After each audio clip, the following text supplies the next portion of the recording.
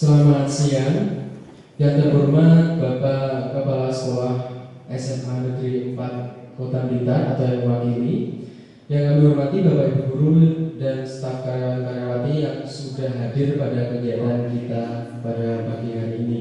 Perkenalkan, nama saya Hendy Rimawan. Saya di sini akan menjadi moderator dalam kegiatan aksi nyata guru penggerak angkatan ke-8 dalam rangka sosialisasi budaya positif di lingkungan SMA Negeri 4 Blitar.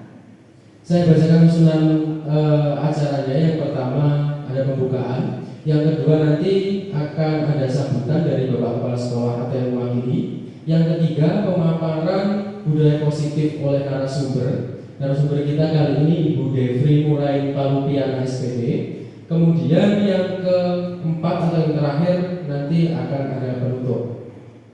Untuk menyingkat waktu, mari kita buka acara pada siang hari ini dengan bacaan basmalah. Bismillahirrahmanirrahim. Oke, terima kasih. Menyusul acara yang kedua, saya persilakan untuk Bapak Kepala Sekolah yang mewakili untuk memberikan sambutan kepada Bapak Anis Effendi. Saya persilakan.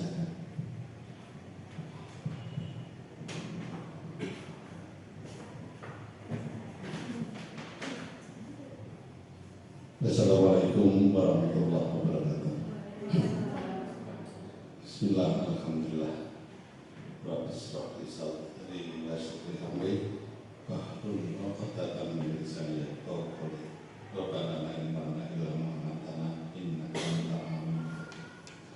Bapak Ibu yang saya hormati, pertama mari kita panjatkan puji syukur kepada Allah Subhanahu wa taala yang telah banyak memberikan kenikmatan kepada kita antara berupa kesehatan, sehingga pada kesempatan ini kita bisa mengikuti kegiatan sosialisasi budaya positif yang akan disampaikan oleh calon kepala sekolah yang diawalinya dengan menjadi guru penggerak.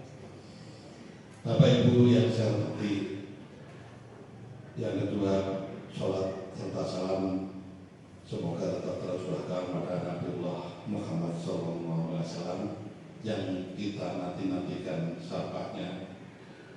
Oleh karena itu, marilah kita berikan ucapan sholawat kepada beliau. Allahumma shalli ala Muhammad wa ala ali Muhammad. Bapak Ibu yang saya hormati, kesempatan seperti ini jangan kita sia-siakan, baik sebagai narasumber ataupun sebagai pendengarnya, karena kita mesti tahu bagaimana membiasakan budaya positif. Ini perlu kita pahami bersama. Dengan memahami ini, maka diharapkan apa yang kita lakukan, apa yang kita bicarakan dengan siswa-siswi kita akan terasa menyenangkan. Dan dengan membiasakan budaya positif pula, maka juga akan memunculkan budaya yang baik, antara lain rasa tanggung jawab sebagai diri pribadi sebagai siswa, tanggung jawab sebagai murid, tanggung jawab sebagai anak di lingkungan keluarganya, tanggung jawab seseorang pada masyarakatnya. Kalau kita selaku guru bisa memberikan budaya positif kepada anak didik kita, diharapkan kelak ketika mereka sebagai siswa, sebagai anggota masyarakat bisa memelopori, melakukan sesuatu yang baik dalam kehidupannya, yang insya Allah jika ini benar-benar dilakukannya, maka akan membawa manfaat yang besar pada diri yang bersangkutan juga pada lingkungannya. Mengapa kita perlu memberikan pembiasaan itu? Sekali lagi, manusia di bumi ini itu unik, antara satu dan yang lain berbeda-beda. Pengalaman yang diperoleh, pengalaman pendidikan yang di keluarganya masing-masing tidak sama. Ada orang tua yang otoriter, ada orang tua yang familiar, ada orang tua yang bisa menempatkan diri sebagai sahabatnya dan sebagainya. Kondisi demikianlah antara yang membuat individu itu berbeda. Nah, oleh karena itu tentunya di lingkungan sekolah kita juga perlu membiasakan budaya positif pada semua siswa, baik yang sudah terbiasa baik di lingkungan keluarganya atau yang belum terbiasa baik dalam lingkungan keluarganya. Nah, oleh karena itu budaya yang positif seperti apa yang perlu kita pahami bersama. Mari kita dengarkan bersama-sama dari narasumber yang akan menyampaikan pada kita semuanya. Memang pada intinya ketika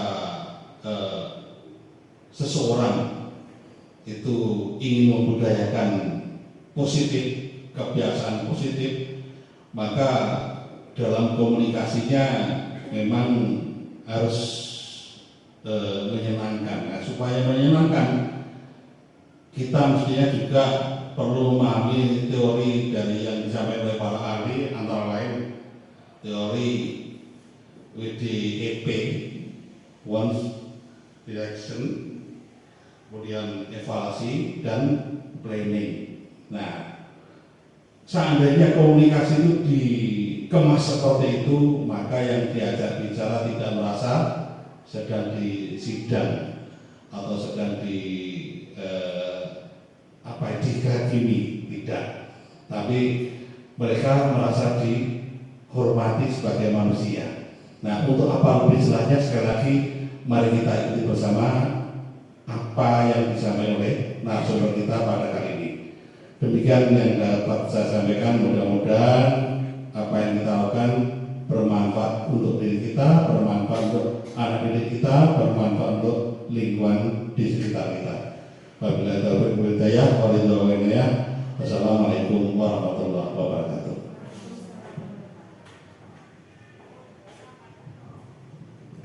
Baik, terima kasih Pak Anies atas sambutannya. Kita langsung saja ke acara inti, acara ketiga, yaitu penyampaian atau pemaparan materi dari budaya positif yang dapat diterapkan di SMA Negeri 4 Kota Blitar. Kepada Ibu Devri Murai Palupiana, tempat waktu saya silakan. Terima kasih Pak Hendri atas kesempatan yang diberikan kepada saya. Assalamualaikum warahmatullahi wabarakatuh. Kak Kai, langsung banget. Saya juga jadi lemas. Assalamualaikum warahmatullahi wabarakatuh. Kayaknya lagi lulus ya, Bapak Ibu ya. Saya punya sedikit permainan. Ini permainannya sedikit menguras konsentrasi kita. Menguras ya. Saya belajar untuk berkonsentrasi. Caranya seperti ini. Nanti saya akan berkata tepuk satu, maka Bapak Ibu silakan untuk bertepuk satu. Namun jika nanti saya tidak ada kata saya berkata, maka Bapak dan Ibu tidak boleh bertepuk.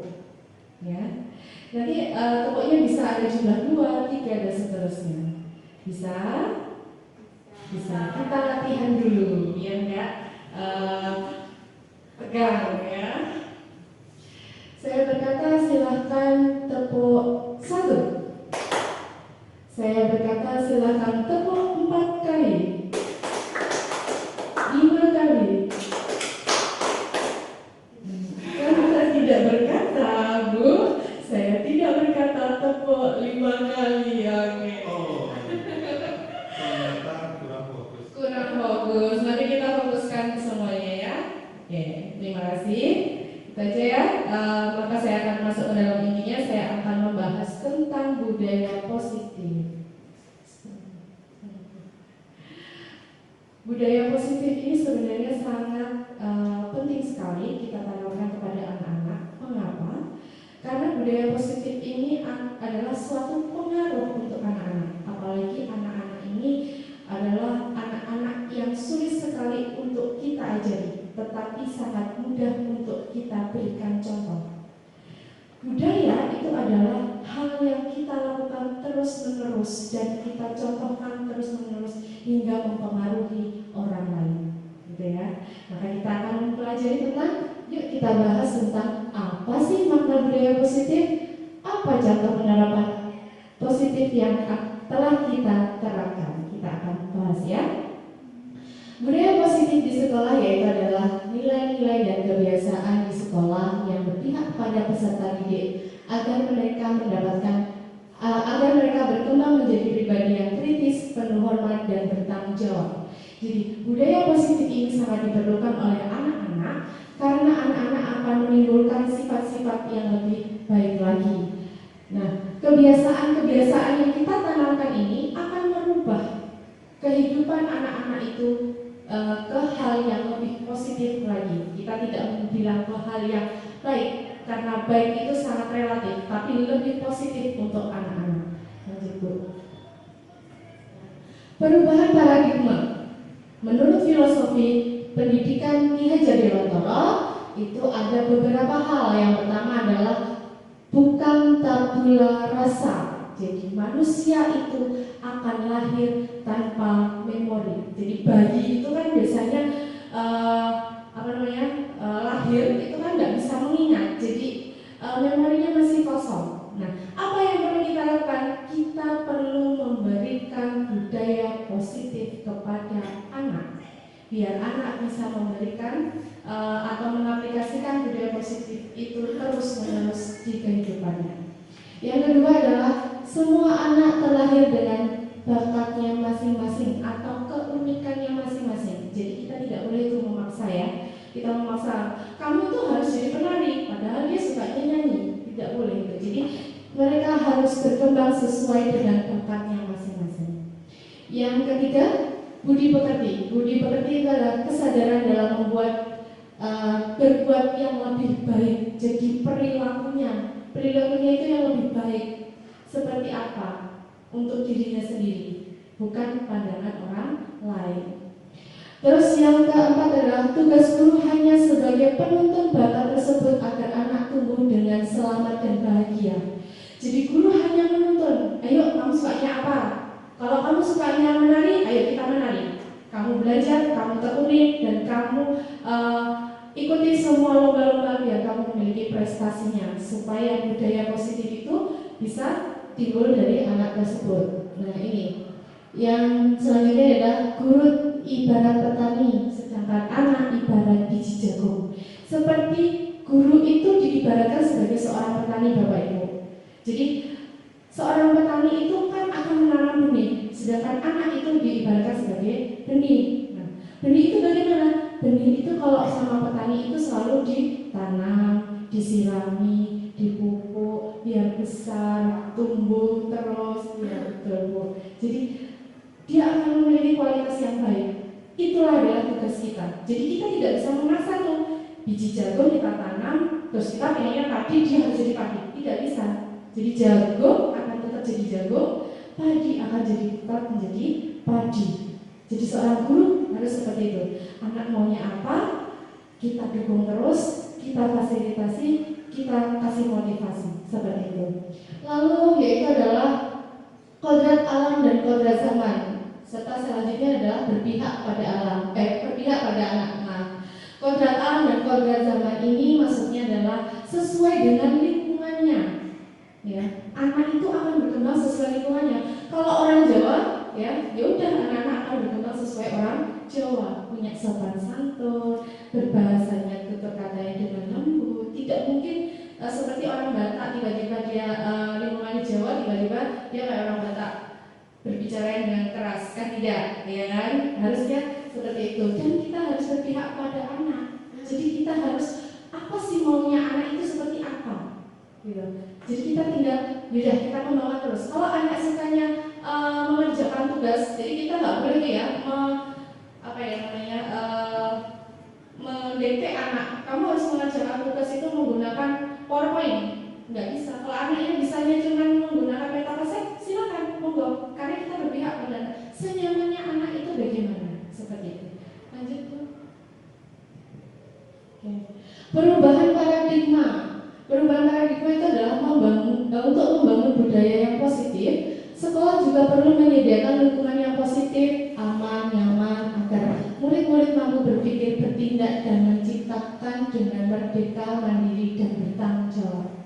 Jadi sekolah itu sangat berpengaruh sekali untuk pendidikan anak-anak. Kenapa? Karena selain di rumah, sekolah adalah tempat belajarnya anak-anak. Yang selanjutnya adalah lazimnya disiplin dikaitkan dengan kontrol. Dalam hal ini, kontrol guru dalam menghadapi murid. Jadi guru hanya boleh mengontrol, tidak boleh memaksa. Oke. Terus bagaimana dengan anak-anak yang nakal? Kita kontrol, kita restitusi. Nanti kita akan bahas tentang restitusi. Oke? Selanjutnya, perubahan paradigma teori kontrol ilusi atau ilusi kontrol.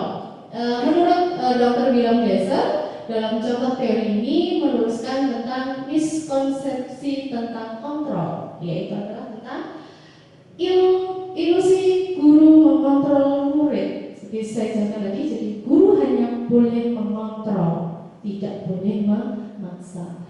Yang kedua, ilusi bahwa kritik dan membuat orang merasa bersalah dapat menguatkan karakter. Jadi ilusi kritik itu hanya kita gunakan sebagai bagaimana kita membuat anak itu merasa bersalah.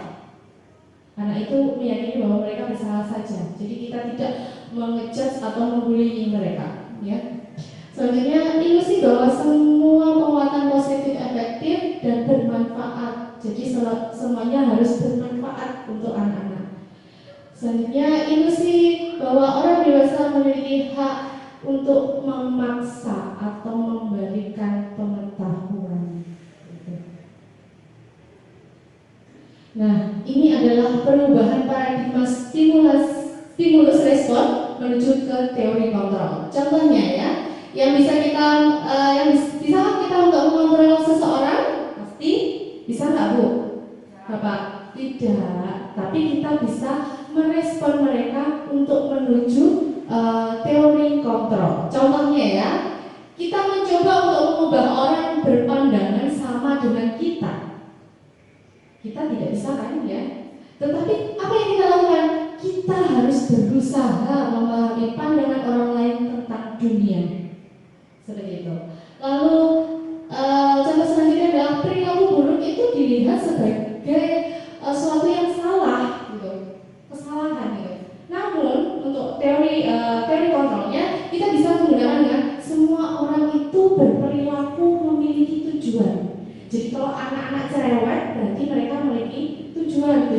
Tujuannya apa? Oh, berarti kalau mereka presentasi mereka bisa memaparkan hasil diskusi mereka dengan baik. Jadi tujuannya itu aja. Terus orang lain bisa mengontrol saya. Apakah orang lain bisa mengontrol saya? Ibu, bapak mau dikontrol? Tidak, pasti tidak. Tapi bagaimana teori kontrolnya? Hanya saya yang bisa mengontrol diri saya sendiri untuk lebih baik. Jadi bagaimana itu untuk mengontrol diri sendiri? Oke, kita selanjutnya aja ya. Lalu banyak yang lagi contohnya. Oke. Nah, kita akan membahas tentang makna disiplin.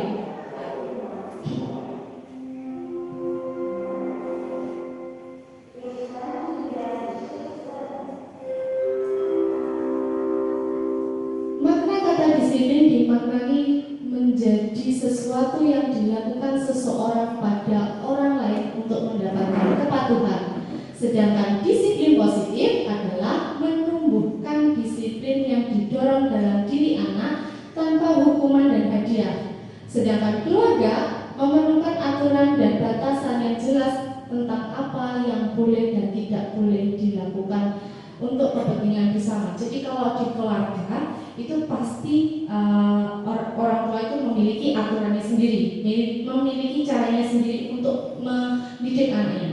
Dan namun kita sebagai seorang guru harus memberikan disiplin positif agar anak-anak ini sadar akan di dalam dirinya itu terdorong untuk melakukan hal-hal yang lebih positif. Nah, kata disiplin sering dikaitkan dengan kata tata tertib, aturan, dan kepatuhan yang tertuang dalam peraturan. Sedangkan kata disiplin juga sering dihubungkan dengan hukuman. Padahal itu sesungguhnya berbeda dengan berbeda karena belajar dengan disiplin tidak harus dengan memberikan hukuman. Justru salah satu disiplin itu salah satu alternatif kita kalau berperilaku yang negatif. Contohnya terlambat. Nah, bagaimana cara kita untuk mengingatkan anak-anak dengan cara terlambat biar mereka tidak merasa bersalah, tidak merasa diatur, tidak merasa dikekang? Maka kita akan menanyakan dulu alasannya apa, terus bagaimana solusinya, apa, kenapa itu harus kita lakukan. Lanjut. Oke. Menurut Ki Hajar Dewantara menyatakan bahwa mencapai kemerdekaan atau dalam konteks pendidikan saat ini dan untuk menciptakan murid yang merdeka, syarat utamanya adalah harus ada disiplin yang kuat. Disiplin yang dimaksud adalah disiplin diri yang memiliki motivasi internal. Jika kita tidak memiliki motivasi internal, maka kita memerlukan pihak lain untuk mendisiplinkan kita. Gitu. Salah satunya orang lain itu mungkin teman, manajer kita, kepala kita, itu kepala sekolah maksudnya, atau kepala kurikulum gitu ya, bukan kepala ini ya Bu. Nanti kalau kepala ini waduh gimana? Jadi orang yang jabatannya lebih tinggi untuk mengingatkan kita. Jadi bagaimana kita itu, oh kalau saya terlambat berarti kita butuh mengingatkan. Jadi mengingatkan, menegur seperti itu. Lanjut. Nah, ini adalah teori motivasi perilaku manusia itu ada 3. Ada motivasi eksternal, motivasi maaf itu yang atas sebenarnya internal, motivasi eksternal yang kedua, sedangkan ada motivasi internal tujuan disiplin positif. Di sebelahnya di sini ada beberapa contoh. Yang pertama adalah untuk menghindari ketidaknyamanan hukuman maksudnya. Apa yang akan terjadi apabila saya tidak melakukan sesuatu? Apa konsekuensinya? Itu harus timbul dari dirinya sendiri. Biar apa? Biar anak itu nggak terasa, saya itu harus nanti saya dihukum, aku takut. Gitu. Tidak. Kalau udah takut kan mereka nggak usah sekolah, wes males. Tapi kalau mereka sadar dari sendiri, ya Allah aku tadi melakukan kesalahan, berarti aku tidak boleh melakukan kesalahan, gitu ya. Terus yang sudah mendapatkan imbas dari orang lain, apa yang akan kita dapatkan apabila kita melakukan sesuatu hal yang positif? Apa coba Bapak Ibu? Pasti respon yang positif dari orang lain. Terus yang ketiga itu adalah untuk menghargai diri sendiri menjadi insan sesuai harapan. Saya akan menjadi orang yang seperti apa apabila saya melakukan sesuatu hal yang positif? Pasti akan menjadi orang yang lebih baik. Nah, itu tadi ya tentang disiplin, budaya positif. Sekarang kita akan membahas tentang 4 hal: budaya positif, lingkungan positif, keyakinan kelas, dan peraturan. Mungkin kalau Bapak Ibu pasti sangat familiar dengan peraturan kelas. Peraturan kelas itu kan dibuat dari peraturan sekolah. Baru kita akan membahasnya di hal yang lain. Nah, budaya positif merupakan perwujudan dari nilai-nilai dan keyakinan universal yang diterapkan di sekolah. Budaya positif di sekolah tidak dapat diciptakan secara instan. Dalam penerapan budaya positif ini, di sekolah diperlukan tuntunan dan tauladan dari seorang guru. Jadi, pertama yang kita lakukan adalah menumbuhkan budaya positif kepada diri kita sendiri sebagai seorang guru. Kenapa Bapak Ibu? Ini contoh ya. Saya di kelas, kadang kalau saya ada sampah, saya tidak menyuruh anak. Kadang saya ambil sendiri. Apa yang dilakukan anak-anak? Ini kok kotor ada di sini ya? Siapa yang membuang? Saya kadang-kadang bilang gitu. Saya buang ya. Nanti kalau ada yang kotor gimana kalian?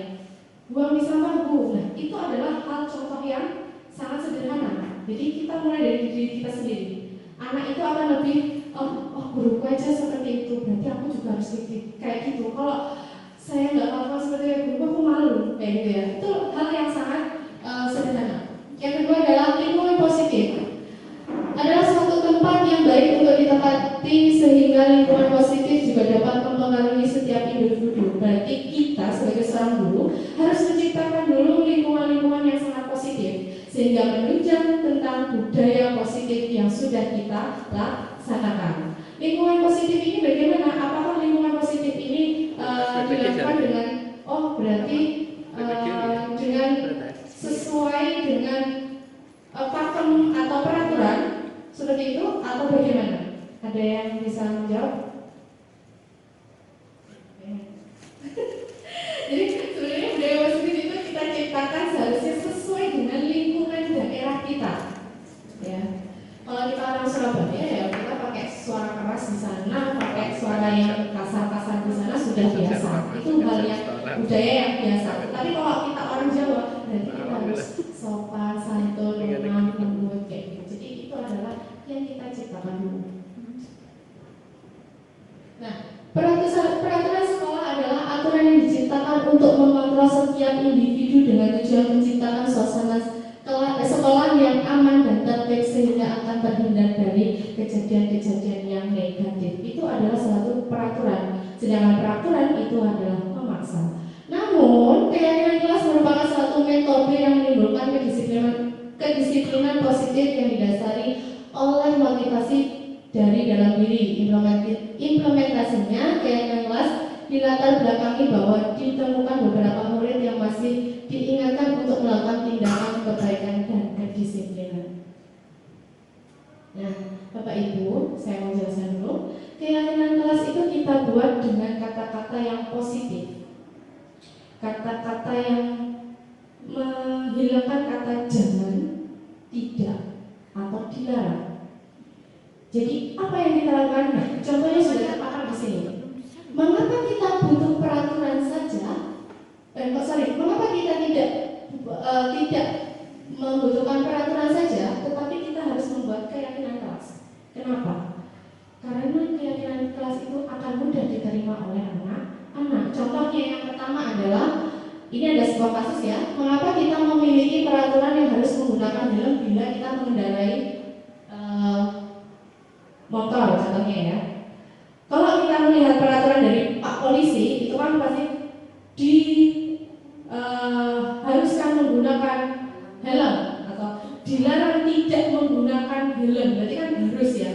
Nah, tapi kalau kita menggunakan keyakinan kelas, berarti kata-kata yang kita gunakan adalah kita harus menggunakan helm untuk keselamatan kita. Nah, lebih mengenai mana itu? Lebih mengenai keyakinan, kata-kata keyakinan kelas. Terus yang selanjutnya adalah mengapa kita memiliki peraturan harus datang tepat waktu di saat mengikuti pelatihan. Berarti dilarang terlambat. Itu pasti akan mekang. Dilarang terlambat itu diobrolin, bukan? Terus apa kata-kata positifnya?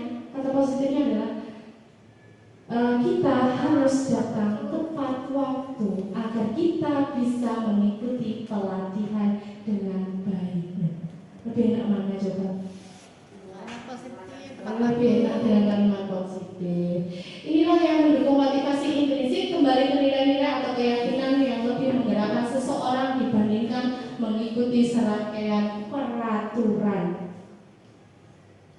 Nah, keyakinan kelas tadi sudah saya jelaskan ya tentang keyakinan kelas itu adalah nilai kebajikan dan prinsip-prinsip universal yang disepakati bersama secara universal, lepas dari latar belakang suku, bangsa, ras, bahasa atau agama. Sedangkan menurut Gossen tahun 1998, keyakinan akan lebih memotivasi seseorang dalam intrinsik. Seseorang akan lebih bersemangat untuk menjalankan keyakinan daripada hanya sekedar mengikuti serangkaian peraturan. Jadi kita harus membuat keyakinan kelas biar anak-anak itu lebih, wah kalau aku melakukan ini berarti aku nanti punya istilahnya punya dampak yang lebih negatif lagi. Oke. Ini adalah pembentukan keyakinan kelas. Yang pertama, keyakinan kelas itu bersifat abstrak, bukan tulis. Jadi tidak ditulis seperti peraturan-peraturan yang ada di dalam kelas ataupun di dalam sekolahan. Yang kedua adalah keyakinan kelas berupa pertanyaan-pertanyaan universal. Jadi apa dampaknya, mengapa kita lakukan, bagaimana hal-hal yang akan menimbulkan apa, seperti itu ya.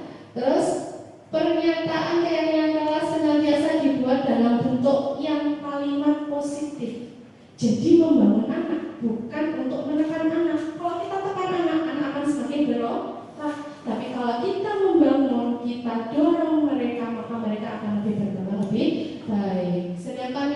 selanjutnya itu adalah keyakinan kelas hendaknya tidak terlalu banyak sehingga mudah diingat dan dipahami. Ojo akeh Bu, kayak peraturan. Jadi sedikit aja ya Bapak Ibu.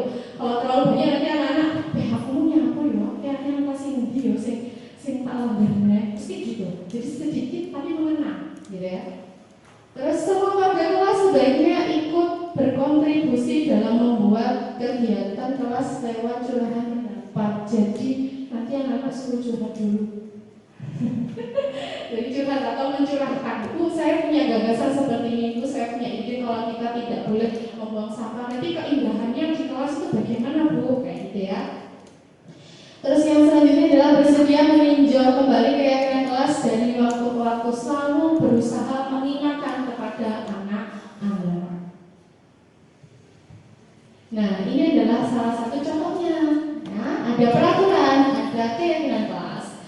Peraturan yang pertama, kita contohnya adalah selalu membalikan buku ke tempatnya. Jadi, ayo kalian wajib ya, atau selalu membalikan buku kepada tempatnya. Berarti kita memaksa. Tapi kalau kita menggunakan keyakinan kelas, apa yang kita dapatkan? Ayo, bukunya harus kembalikan di mana? Tanggung jawabnya di mana? Nah, apa yang kita dapatkan? Tanggung jawab anak-anak. Contoh yang kedua adalah dilarang mengganggu orang lain. Aduh, ini kalau mengganggu itu biasanya membullying ya. Apa yang kita dapatkan kalau kita membuli orang lain? Pasti sakit hati dari orang lain, rasa dendam dan lain-lain. Tapi hal dalam keyakinan kelas yaitu adalah menghormati orang lain dan diri kita sendiri. Jadi diri kita sendiri itu harus dihormati, apalagi orang lain, gitu ya. Terus hadir di sekolah 15 menit sebelum pembelajaran dimulai. Berarti kita harus menghormati orang lain.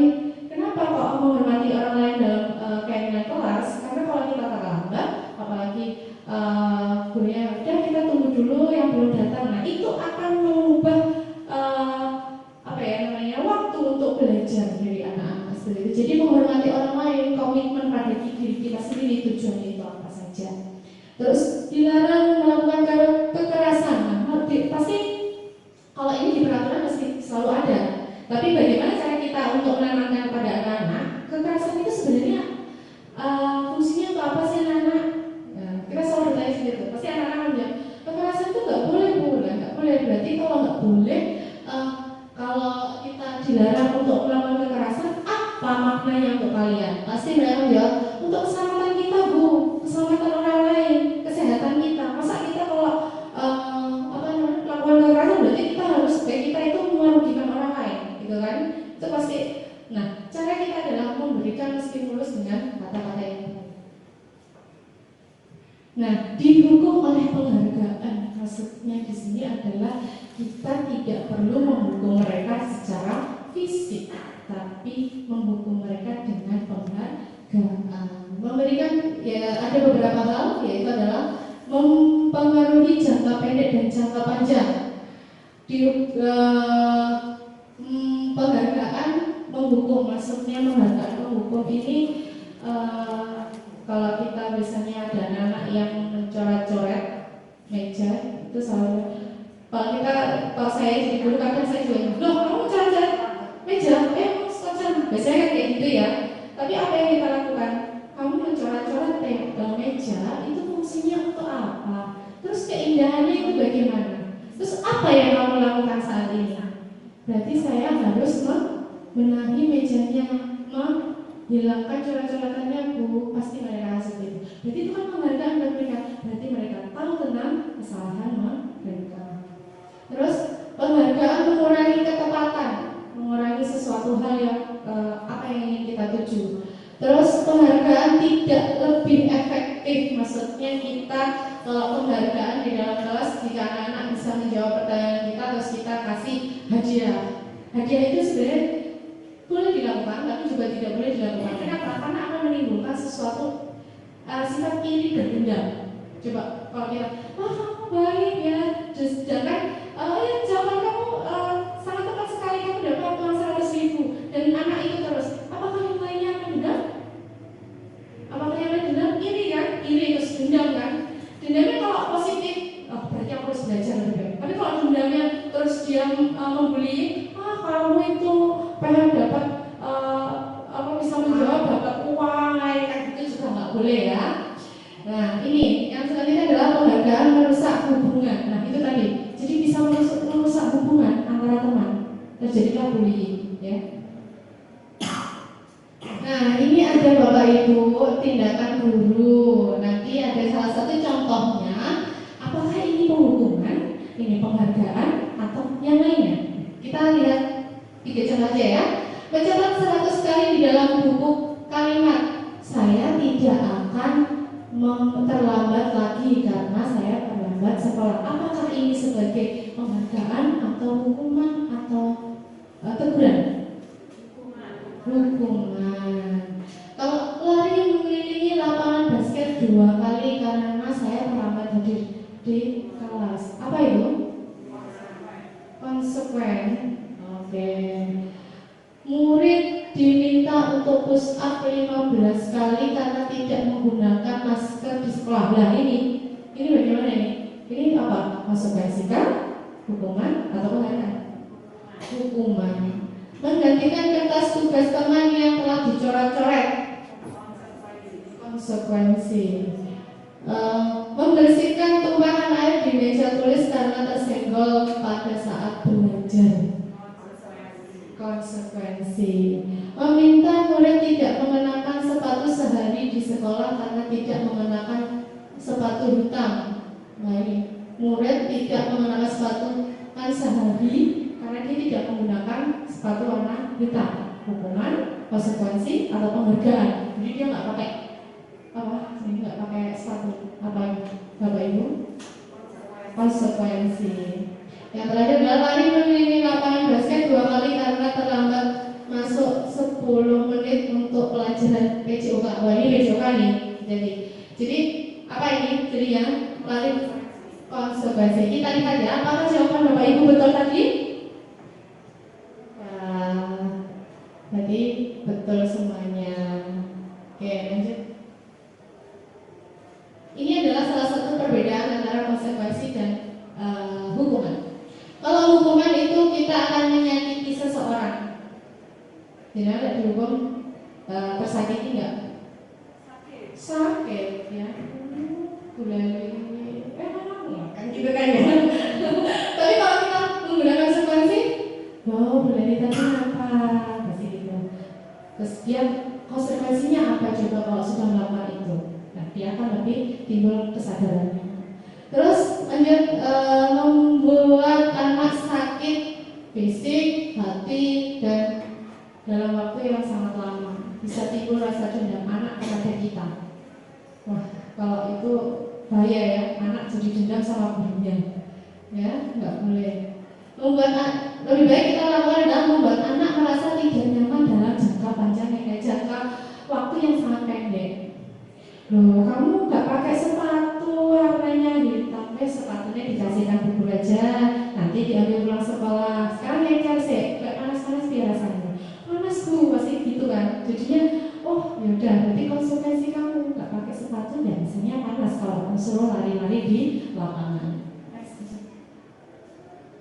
Nah, kita akan bahas tentang kebutuhan dasar manusia. Ada cinta kasih, penguasaan, kesenangan, kebebasan. Cinta kasih, setiap orang pasti memiliki ingin dicintai dan ingin dikasih, serta ingin mencurahkan rasa cinta dan kasih. Ya Pak, Bu.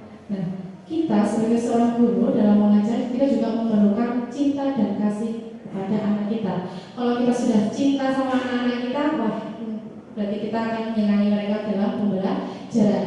Penguasaan, berarti kita harus menguasai anak-anak. Wah, anak-anak rame ini caranya piye, udah gak rame. Nah, gitu.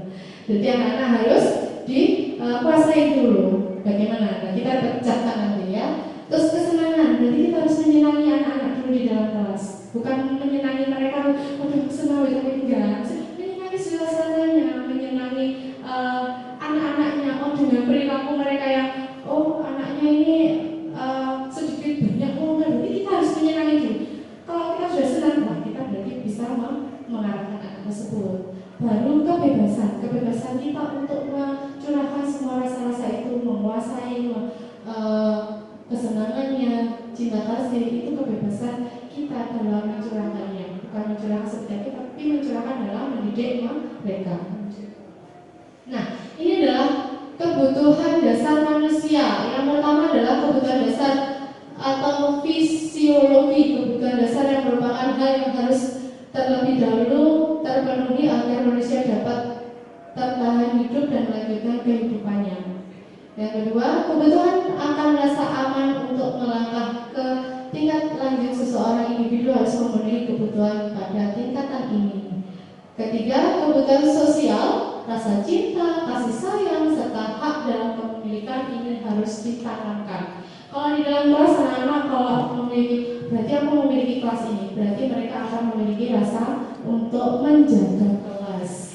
4, kebutuhan mendapatkan penghargaan, maksudnya adalah penghargaan bagi Maslow adalah harga diri. Setiap individu berhak mendapatkan harga diri mereka masing-masing. Harga diri dapat berasal dari diri sendiri atau orang lain. Berarti mereka kita tumbuhkan rasa menghargai dirinya sendiri, dan kita juga menghargai mereka walaupun mereka biasanya salto-salto di kelas, turu, ya kita hargai. Gimana caranya kita hargai? Kita bangunkan dengan pelan-pelan. 5, kebutuhan untuk mengaktualisasi diri, artinya adalah sesungguhnya untuk mencerminkan harapan serta keinginan seseorang terhadap dirinya sendiri. Jadi kita membebaskan anak-anak untuk apa sih keinginan mereka.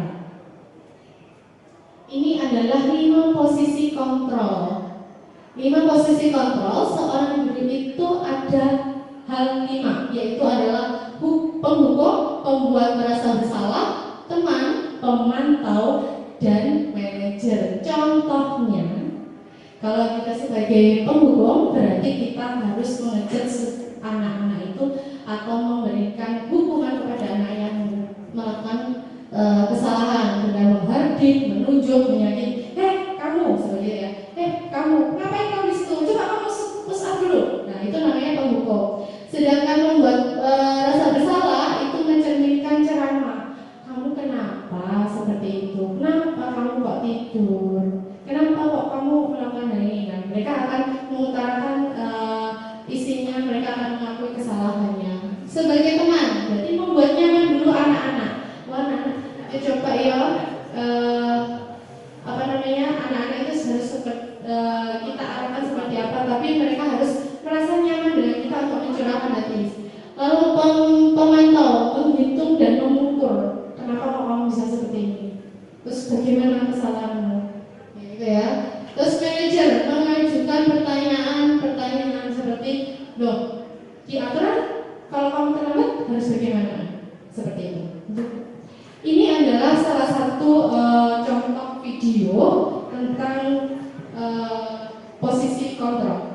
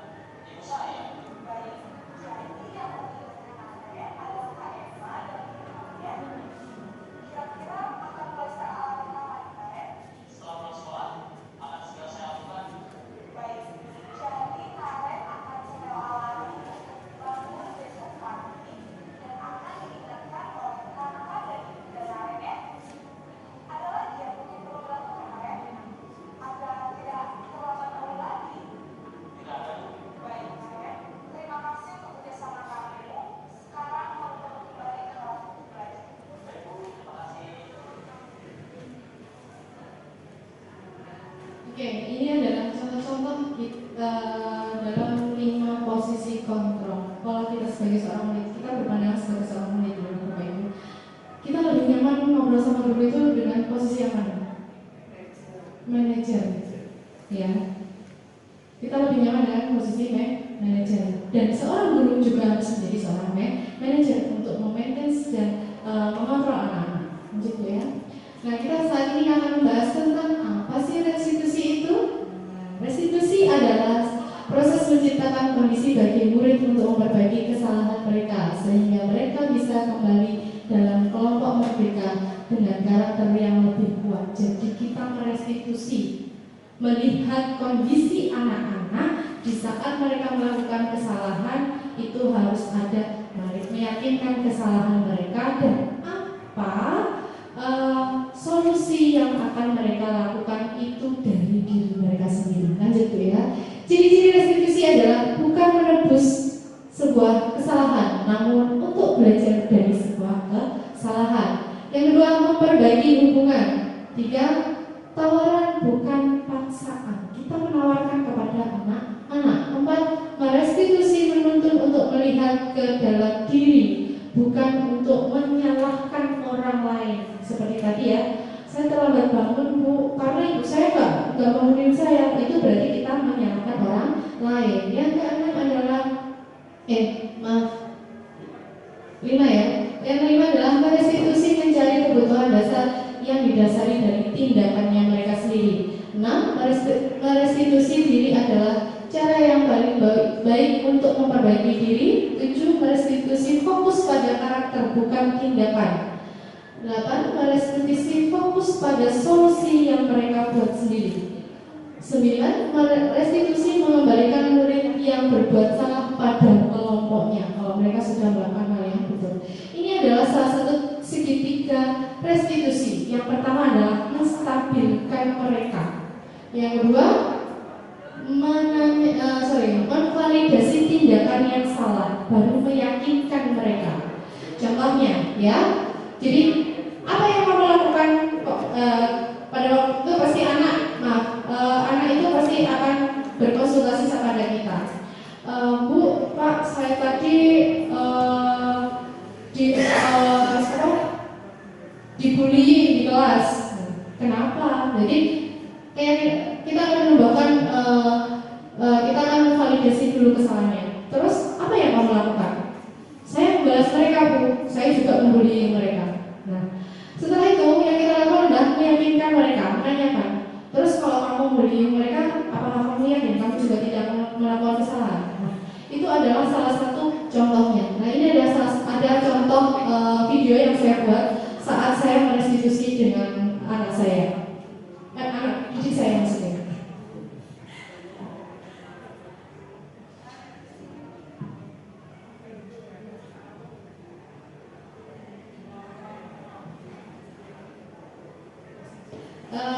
Karena videonya agak sedikit terkendala karena sudah saya enggak apa, audionya memang sangat susah sekali.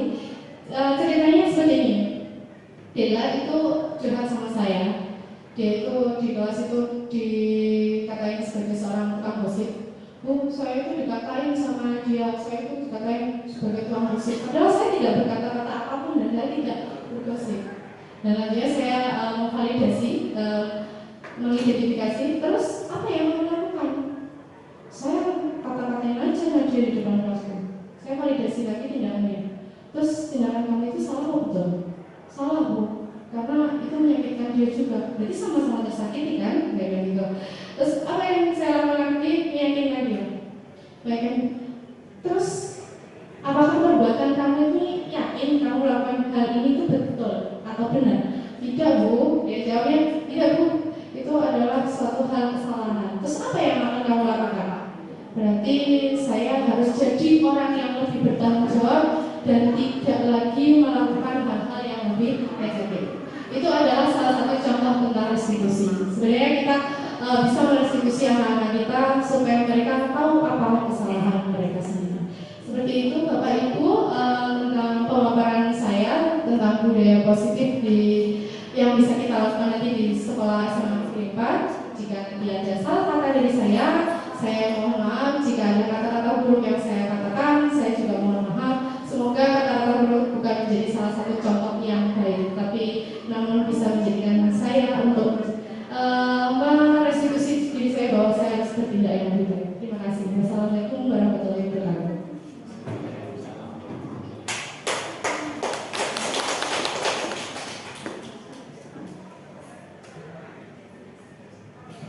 Oke, terima kasih Bu Dewi atas penyampaian materi mengenai budaya positif yang bisa diterapkan di lingkungan SMA Negeri 4 Kota Blitar.